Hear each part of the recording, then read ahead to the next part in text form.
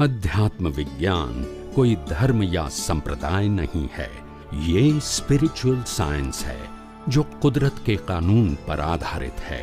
ये विज्ञान पूरे ब्रह्मांड के सभी रहस्यों को उजागर करता है और जीवन के सभी पहलुओं को समझने के लिए एक नई दृष्टि देता है। इसी को आर्ट ऑफ विजन कहते हैं, दुनिया को देखने की एक नई दृष्टि, जो अध्यात्म विज्ञानी परम पूज्य स्वामी श्री कमलेशानंद जी के निर्देशन में सनातन सत्य का अनुसंधान कर हमारे जीवन को प्रकाशित करे। जय सच्चिदानंद।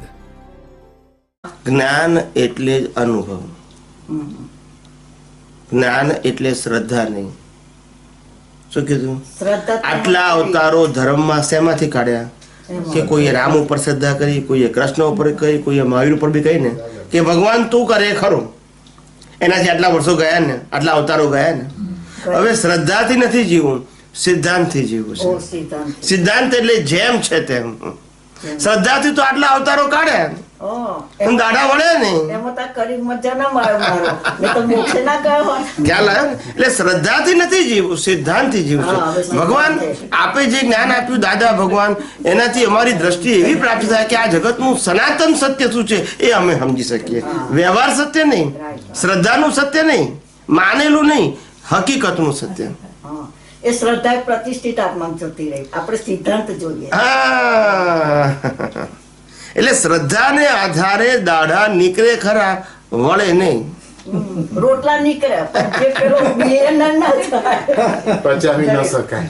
એટલે જ્ઞાન વસ્તુ એવી છે, એટલે કહું છું કે જ્ઞાનીનું જ્ઞાન તો એમને જે વાત કરીએ એક્ઝેક્ટલી સાચી છે, આપણે ના સમજી શક્યા એ આપણી ભૂલ છે। આપણું આવરણ છેલ્લે દાદા ભગવાને છેલ્લામાં છેલ્લા શું કીધું? અમારી મૂર્તિ અને ફોટા કામ નહીં લાગે। કેમ કીધું? અંદર ઉતરજો। શું કીધું? અને પાછું છેલ્લે શું કીધું? હું વિજ્ઞાન સ્વરૂપ છું, હું વિજ્ઞાન સ્વરૂપ છું। એટલે જ્યાં જવું તો મને સાયન્સ જ દેખાય। આત્મા ને પ્રકૃતિ, આત્મા ને પ્રકૃતિ, પ્રકૃતિ એ શું છે? સાયન્ટિફિક સર્કમસ્ટાન્સ એવિડન્સ, અથવા તો કુદરતી રચના છે, અથવા તો વ્યવસ્થિત છે। આ પ્રકૃતિઓ કે બીજી કોઈ પણ પ્રકૃતિ હોય એ કુદરતી રચના છે। અને બીજું શું છે? શુદ્ધાત્મા। બસ આ જોતા આવડવું જોઈએ। કુદરતી રચનામાં કોઈ જવાબદાર નથી અને શુદ્ધાત્મા છે તો મુક્ત છે, તો પછી રાગ પણ નહીં અને દ્વેષ પણ નહીં। સાયન્ટિસ્ટ થઈને જોવાનું છે, શ્રદ્ધાથી નહીં।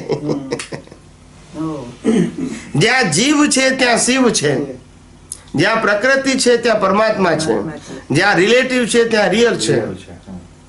સમજાય છે? અને આ રિલેટિવ માંથી રિયલ નીકળી જાય તો અને રિલેટિવ ના કહેવાય, ડેડ બોડી કહેવાય। આ બે શબ્દ યાદ રાખજો, જ્ઞાન અને જ્ઞાની। શું કીધું? જ્ઞાની ત્યારે કહેવાય કે જ્ઞાન છે તો, કે શરીર છે એટલે જ્ઞાની કહેવાય, શરીર છે કહેવાય કે જ્ઞાન છે એટલે જ્ઞાની કહેવાય। અમને દાદા ભગવાનને આપણે જ્ઞાની કેમ કીધા? કે અંદર શું હતું? જ્ઞાન હતું। જ્ઞાન ના હોય તો શરીર તો હોય ને, તો જ્ઞાની કહેવાય। એટલે છેલ્લે કિંમત કોની થઈ? જ્ઞાનની। શરીરને જ્ઞાની કહેવાય ને અંદર અનુભવ થયો એને જ્ઞાન કહેવાય। એટલે અંદર કિંમત કોની છે? જ્ઞાનની કિંમત છે। પણ શરીર છે તો જ્ઞાની કહેવાય, થઈને કિંમત તમે સમજાવ્યું નહીં। શરીર છે ત્યાં સુધી આપણે પ્રત્યક્ષ લાભ લઈ લેવાનો, શરીર ના હોય તો પછી જ્ઞાનની કિંમત કરવાની। શરીર છે ત્યાં સુધી તો લાભ લેવાનો જ ને, પણ શરીર નથી પછી જ્ઞાનની કિંમત। દાદા કહેતા હતા કે તું મારાથી કેટલો નજીક છું કે દૂર છું એ ફિઝિકલ વસ્તુ નથી। તું મારી બાજુમાં બેઠો હો, પણ જો તું જ્ઞાનમાં નથી તો મારાથી ઘણો દૂર છું। અને તું 5000 માઇલ દૂર છું પણ જ્ઞાનમાં છું, તું મારાથી નજીક છું। કારણ કે જ્ઞાની અને જ્ઞાન બંને નજીક જ છે, દૂર નથી। કિંમત જ્ઞાનની છે, અંતરની નથી। જો તમારી પાસે જ્ઞાન છે અનુભવનું અત્યારે હાજર, તો તમે જ્ઞાનીથી બહુ નજીક છો। અને તમે ફિઝિકલ નજીક છો પણ જ્ઞાનમાં નથી તો ઘણા દૂર છો। સમજાયું? એટલે છેલ્લે પાછું સેન્ટર પોઈન્ટ તો જ્ઞાન જ આવે. વેલ્યુ જ્ઞાનની. કેટલું આ એટલા ચોખ્ખા પુરુષ હતા દાદા ભગવાન, એમને બધું જેમ છે તેમ કહી દીધું. આપણે સમજ્યા કે ના સમજ્યા એ આપણો પ્રશ્ન છે, એમનો નથી. એમને ચોખ્ખું કીધું કે અમારા ગયા પછી અમારા મૂર્તિ ફોટા કઈ કામ નહીં લાગે, અમારી આપતવાણીઓ બે આની ફળ નહીં આપે. નટુ કાકાને જ્યારે ચોપડી લખવાની શરૂઆત કરી ત્યારે પહેલા પાના ઉપર લખાયું કે નટુભાઈ લખો, આ અમારા માટે અમૃત છે, બીજા માટે ઝેર છે. આવું લખાયા પછી શરૂઆત કરી. પહેલી ચોપડી લખાઈ, તમે જોજો. લખાઈ તમારા માટે અમૃત છે, બીજા માટે ઝેર છે. કારણ કે અમે તમને હાજર રહીને જે કહીએ છીએ, કારણ કે અમે તમને દ્રષ્ટિ આપેલી છે અને રક્ષણ કરેલું છે, રક્ષણ આપેલું છે. હવે બીજો અને સાંભળશે તો એનો ઊંધું થઈ જશે, કારણ કે એ શબ્દનો અર્થ કરશે. શું કરશે? શબ્દનો અર્થ કરશે.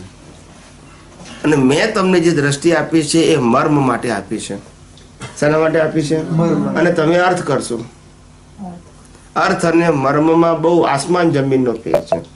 અર્થ અને મર્મ એ બંનેમાં આસમાન જમીનનો ફેર છે.